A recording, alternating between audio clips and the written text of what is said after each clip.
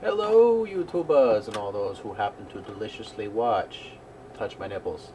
As you can see right here, I am wearing a Yardsellr hat, as well as wearing a sexy vest for a suit. Now, this suit is something I did not borrow, it's something I own, so it's very, very, very sexy. Yes, I know.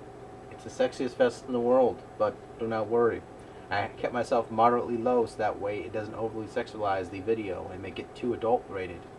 So, with that said, let's get into the... I'm sorry guys, that was way too over top. Fourth wall. Anyway. So, a couple of games here I got from Yardsellr.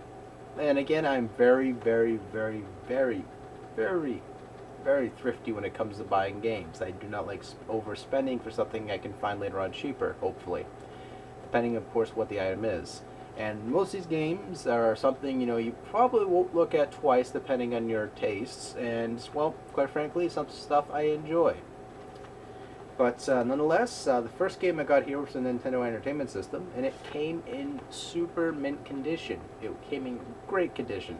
Came like a day or two after I ordered it from the website. Now it's pretty fast, especially depending on the seller. So I have to go back after and give the Yardsellr person who's selling a good feedback and say the person was fantastic, because they were.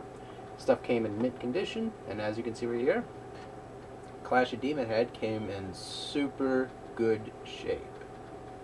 And look at that, even came with a dust cover, which is generic, but it's still a nice gesture that he included a nice plastic dust protector, which is always nice to have in your collection. I mean, come on, you want to keep your stuff like less of the dust it can absorb. The less that it can take, the more better it will play later on. But anyway, the next game I got here, which came in shattered condition, because the person mailed it instead of a mailing envelope, which, what can you do, right? So, with that said, they got it to me, and it was broken and shattered. Now, they gave me a heads up that it was going to be shipped a little bit later than normal, because they had, like, some complications, something out of their hands, which I thought was fine. So, I got it, and this is the condition it came in. I mean, it happens. I'm not upset. I could just find a donor cart for that, because the price I paid, I'm not upset at all. And, came a little bit late. Again, not a big deal, because they gave me a heads up. That's good communication between the customer and yourself, so that's why I wasn't overly upset. I mean, if they didn't tell me they were going to be late with it and just shipped it to me and it was broken, I would have been pissed off. But I would have like slammed my head against the wall and beat my chest and ripped my nipples right off, like, rah! Just be violent about it. But no, they got the Zen side of me because they talked to me about it first. So, did not make it an overly saturatedly bad deal. So, Soul Divide, past that, came in and plays great, besides the destroyed case. And it was based off an arcade shooter, and it was, I don't think it was super overly popular, but it was still a good shooter to put on at least ported a couple times, because as I believe, it came on the PlayStation, and it came on, was it the Saturn or the Dreamcast? Cannot remember. It was one of those platforms. I'm assuming it was the Japanese Saturn.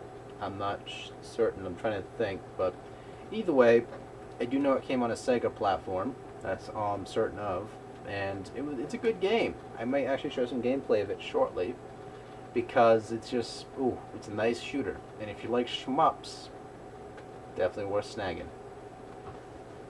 The last game I got here was for the Xbox 360. Irony, right? See you later, Xbox 360. I hardly knew you. Nah, I'm messing with you. That's never gonna happen. Especially Motorola. Like, freaking Verizon will buy them out the next day. And Google's like, I own Motorola. What you trying to say, boy?